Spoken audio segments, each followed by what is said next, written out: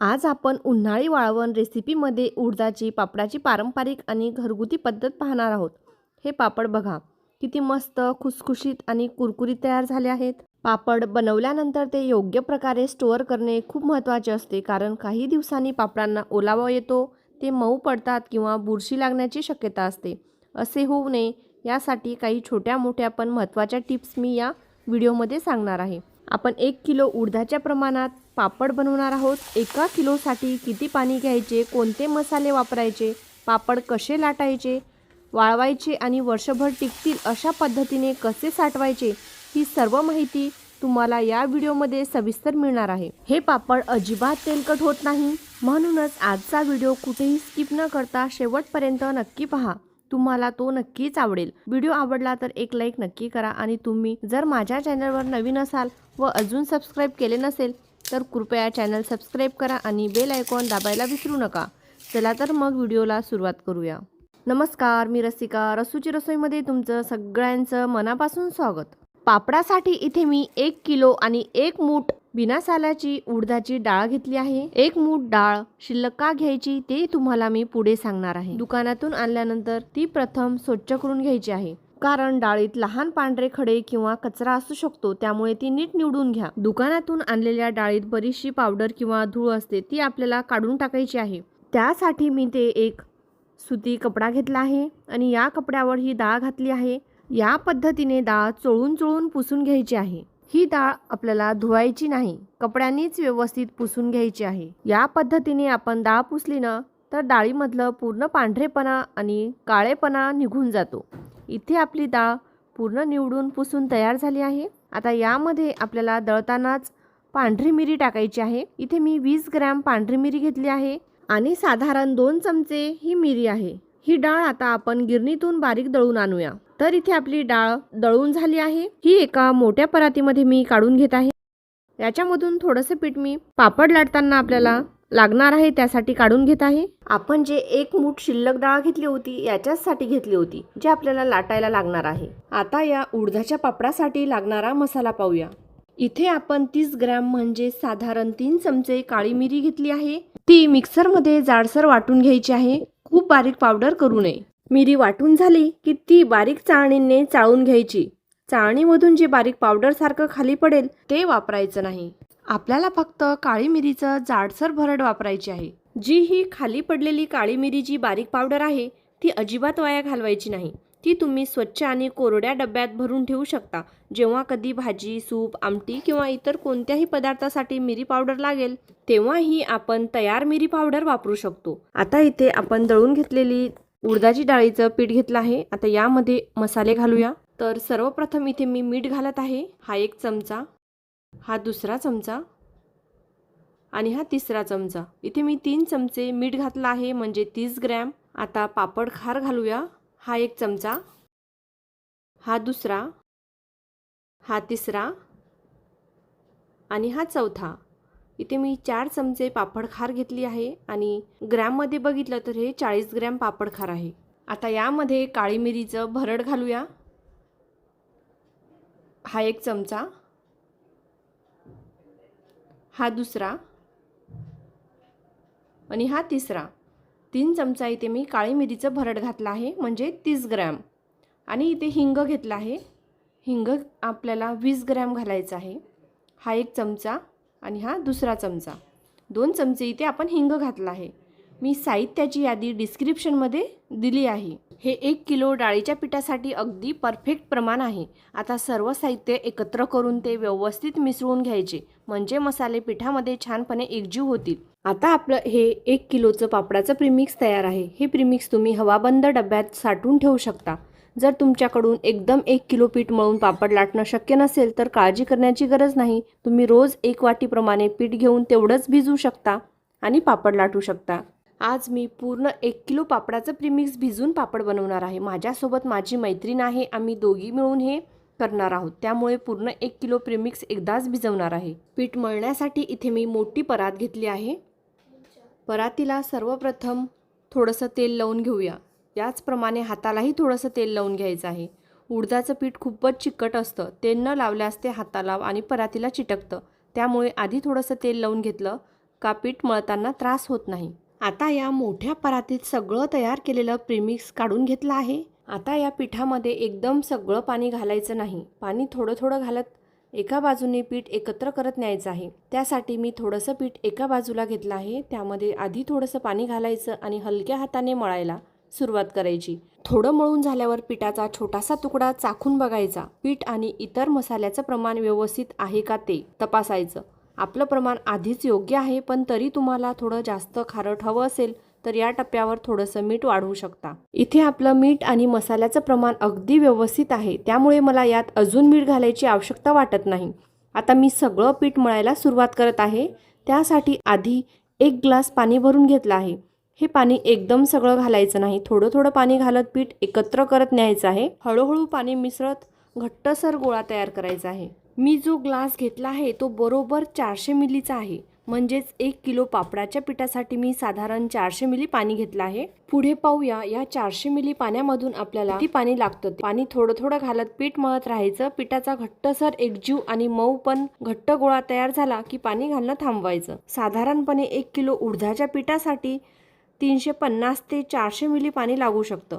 आता इथे आपलं पाण्याचं काम झालं आहे आणि बघा एवढं पाणी शिल्लक आहे. म्हणजे 50 मिली अजून पाणी शिल्लक आहे. मला इथे 350 मिली बरोबर पाणी लागलं आहे. तुम्ही या पद्धतीने एकदा पापड करून नक्की बघा. पापड खूप छान आणि कुरकुरीत तयार होतात. अगदी बाजारातून आणतो ना तसेच. मी तुम्हाला साहित्य आणि पाण्याचं अगदी योग्य प्रमाण दिलं आहे. त्यामुळे पापड नक्कीच छान तयार होतात आणि वर्षभर नक्कीच टिकतात.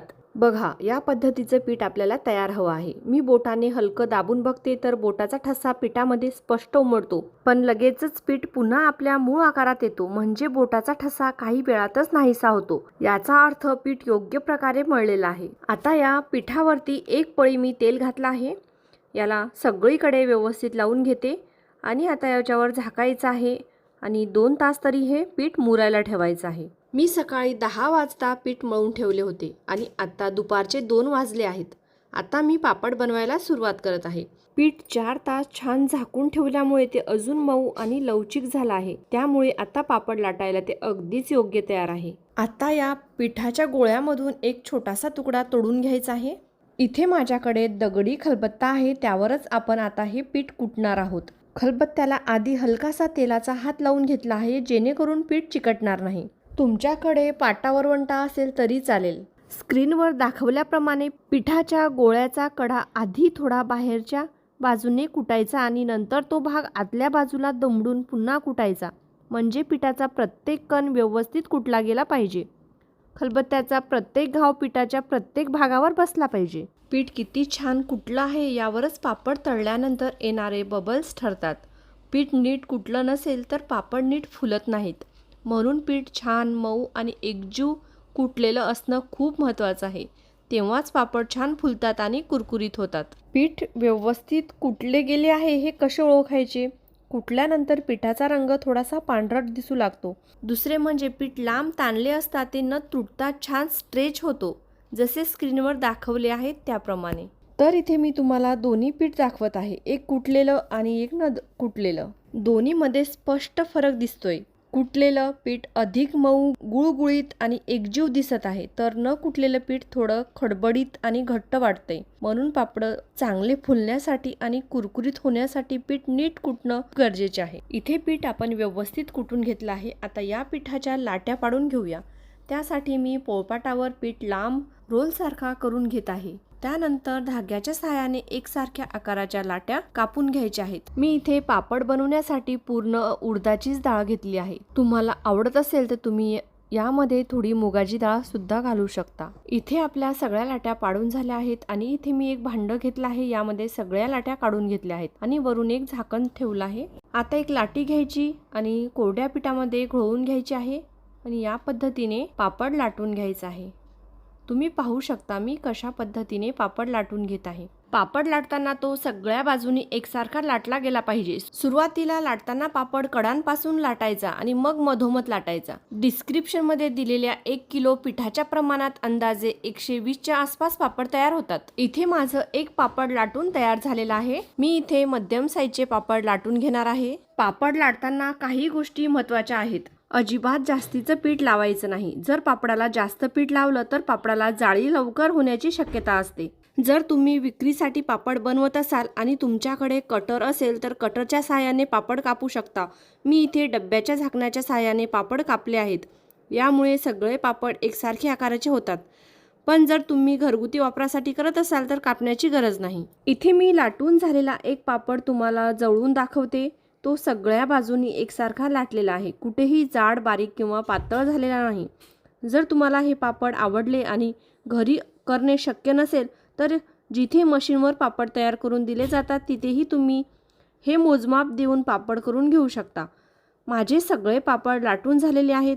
हे सर्व पापड मी घरामध्येच रूममध्ये वाळवून घेणार आहे. इथे एक गोष्ट लक्षात ठेवायची आहे. पापड वरच्या बाजूने बेंड व्हायला लागला की लगेच तो पलटवायचा, म्हणजे पापड दोन्ही बाजूनी उलट पलट करून घ्यायचा आहे.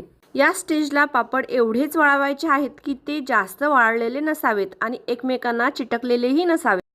त्यानंतर मी लगेच पापड एकत्र केले आहेत. ज्यावर पापड वाळत घातले होते त्याच कपड्याने हे पापड गुंडाळून ठेवायचे आहे. रात्रभर उघडे ठेवायचे नाहीत. आपण रात्रभर असे उघडे ठेवले की पापडांना चिर पडते आणि नंतर ते तुटतात. सकाळी 10 वाजले आहेत आणि इथे माझ्या अंगणातच ऊन येतो. सकाळी 10 वाजेचा जो ऊन असतो त्या उन्हामध्येच पापड आपण थोडं वाळवून घेणार आहोत. खूप कडक ऊन किंवा 12 वाजताचं तीव्र ऊन पापडांना देऊ नये. तसे केल्यास पापड लगेच वाकू शकतात आणि मग ते नंतर चुरा होऊ शकतो. साधारण 10 मिनिटांमध्येच पापड गोळा करून घ्यायचे आहेत. 10 मिनिटांनंतर सगळे पापड घरात आणले आहेत. हे पापड वर्षभरासाठी स्टोअर करायचे आहेत. म्हणून वर्षभर टिकण्यासाठी नेहमी कोरडा आणि हवाबंद ॲल्युमिनियमचा डब्बा वापरणे योग्य आहे. पापड आपण जेव्हा वर्षभर साठवण्यासाठी डब्बा भरतो तेव्हा डब्यामध्ये खाली थोडी नाचणी टाकायची, म्हणजे पापड वर्षभर खराब होत नाहीत. पापड स्टीलच्या डब्यामध्ये स्टोअर करू नका. स्टीलच्या डब्यामध्ये पापडांना लवकर ओलावा येण्याची शक्यता असते. त्यामुळे पापड मऊ पडतात किंवा खराब होऊ शकतात. आणि जर का तुम्हाला स्टीलच्या डब्यामध्ये ठेवायचं असेल तर ते डब्बा फ्रीजमध्ये ठेवा, बाहेर ठेवू नका.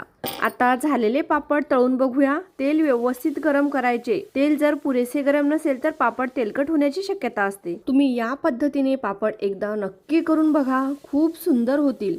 परत तुम्ही मार्केटमधून पापड कधीच विकत आणणार नाहीत, इतके भारी होतात. या व्हिडिओमध्ये पापडासंदर्भातील शक्य तितक्या शंका सोडवण्याचा मी प्रयत्न केलेला आहे आणि तुम्ही पाहू शकता पापड वजनाला खूप हलका झाला आहे आणि अगदी पांढरा शुभ्र दिसत आहे. या व्हिडिओमध्ये मी तुम्हाला अनेक छोट्या छोट्या महत्त्वाच्या टिप्स सांगितल्या आहेत. त्यामुळे तुमचे पापड अजिबात खराब होणार नाहीत. योग्य पद्धतीने साठवणूक केली तर ते वर्षभर टिकतील आणि चवीला देखील अतिशय सुंदर. आवाजावरून तुमच्या लक्षात आलंच असेल किती कुरकुरीत झाले आहेत आणि हे पापड अजिबात तेलकट झाले नाहीत. तर कृपया तुम्हाला हा व्हिडिओ आवडला असेल तर प्लीज एक लाईक करा. तुमच्या मित्र, मैत्रिणी, नातेवाईकांना जास्तीत जास्त शेअर करा. आणि तुम्ही हा व्हिडिओ पहिल्यांदाच बघत असाल तर प्लीज चॅनलला सबस्क्राईब करा. धन्यवाद.